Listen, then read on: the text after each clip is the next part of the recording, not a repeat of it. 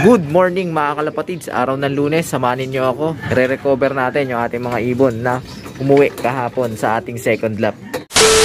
Kahapon, bagsak na bagsak yung kanilang pangangatawan. Lalo na to mga kalapatids, talagang durog itong ating ibon na si Erit. Napakagaan niya nun, tapos yung killbone niya talagang labas na mga kalapatids.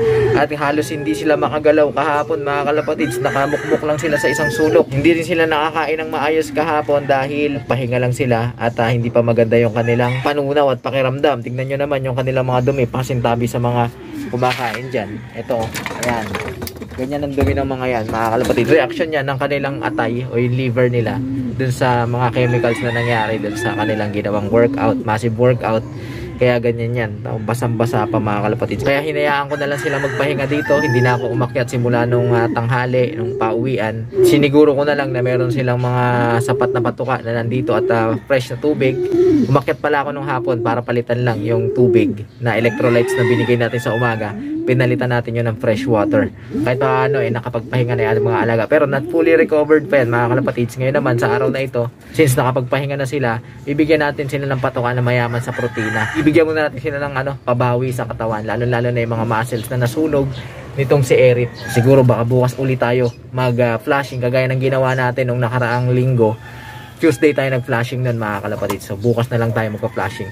Goal natin ay i-replenish yung mga nawalang nutrients sa kanilang katawan. Pangunahin na yung mga sugars, glucose, glycogen, ano man yan na nagsisilbing energy ng ating mga ibon. Bago tayo magpatuka ngayong umaga, ipapatakan ko muna uli sila nito mga kalapatids. Kahapon binigyan ko na sila nito para bumalik ng mabilis yung kanilang energy, kasi talagang dapang-dapa sila, lalo na to si Erit.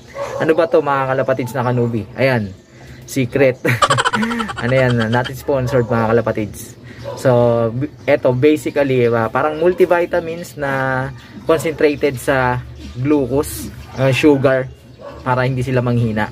So basically parang electrolytes lang din at dagdag boost sa energy na naglalaman ng multivitamins. At papataan ko muna to, tagdalawang patak sila. Hindi ko na lang ipapakita mga kalapatid sa camera kasi medyo mahirap. Ako lang mag-isa at wala akong cameraman.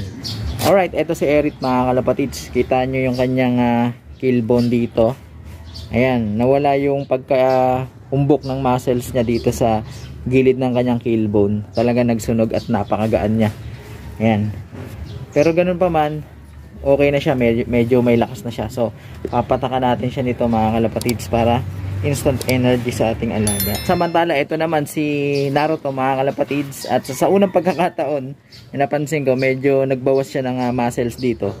Ayan, bagamat medyo maumbok pa rin, ayan, pero nabawasan talaga. So nagsunog din itong ating ibon na ito. So papatakan ko rin to nito mga kalapatids, itong ating pampalakas para mabilis sila makarecover. Alright mga kalapatids, nabigyan ko na ng tig-dalawang patak yung ating ibon ito. Kaya lang nainis ako, na disgrasya ko yung pakpak ni Naruto. Ito, nabawasan. Ingat na ingat pa naman tayo dyan. Ang hirap pagka wala tayong cameraman. Tapos papatakan natin. Ito, papatukan natin mga kalapatids, breeder mix. Yan, kukuntian lang natin. Tignan natin kung tutukan na silang marami. Pagka naubos nila, bibigyan pa natin uli sila. So mayaman sa protina to mga kalapatids, at meron na rin carbohydrates and fats. Sasabay na rin natin sa pagpapatuka yung ating mga alaga dun sa ating flyer slope para isang bagsakan na lang.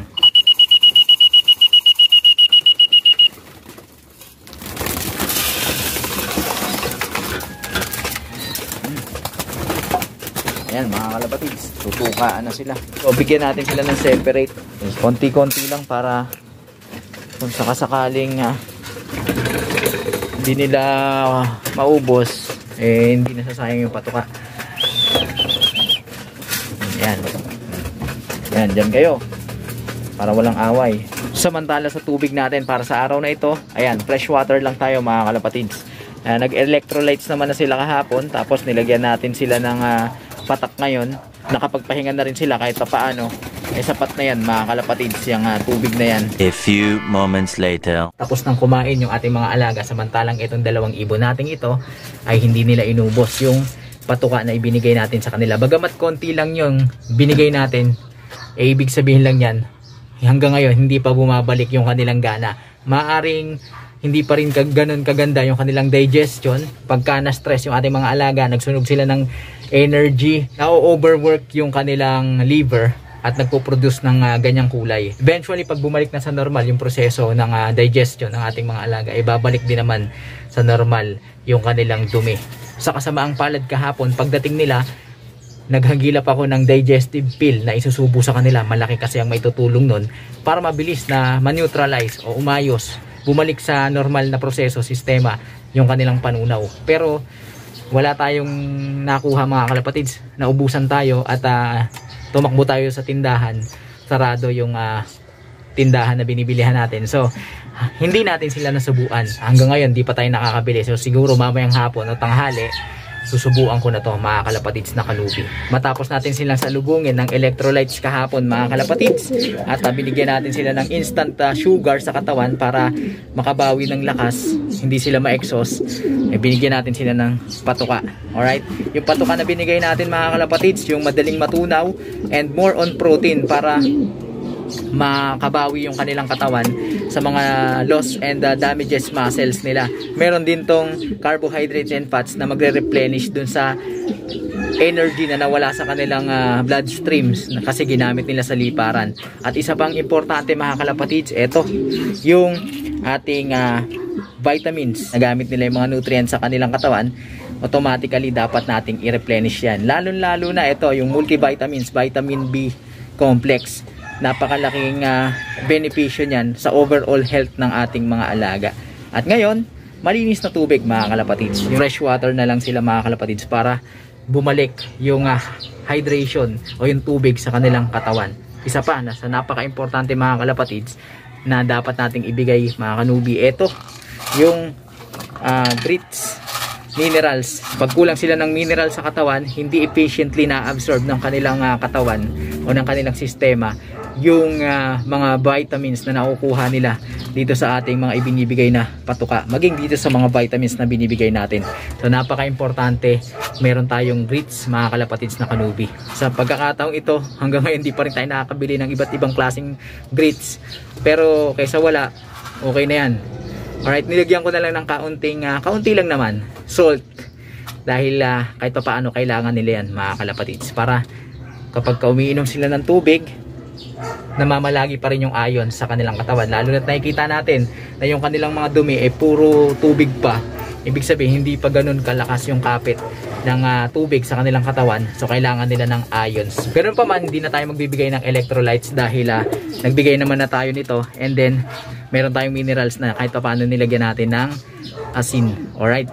At sa pag-recover, isa pa sa pinaka-importante yung dapat natin masiguro mga kalapatids na kanubi, yung mga alaga natin ay maayos na makapagpapahinga. Kaya sa araw na ito, gaya ng ating nabanggit, walang lilipad, walang lalabas ng ating flyer slope.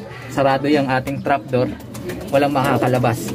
May ginawa na tayong content dyan kung gaano katagal dapat ipahinga yung ating mga alaga mula sa liparan. Ayan, nilalagay ko sa screen. Panoorin nyo na lang yan mga kalapatids. Bukod sa pahinga, dapat masiguro natin na yung area ng ating mga alagang pagod ay tahimik, walang magulo, hindi stressful yung paligid.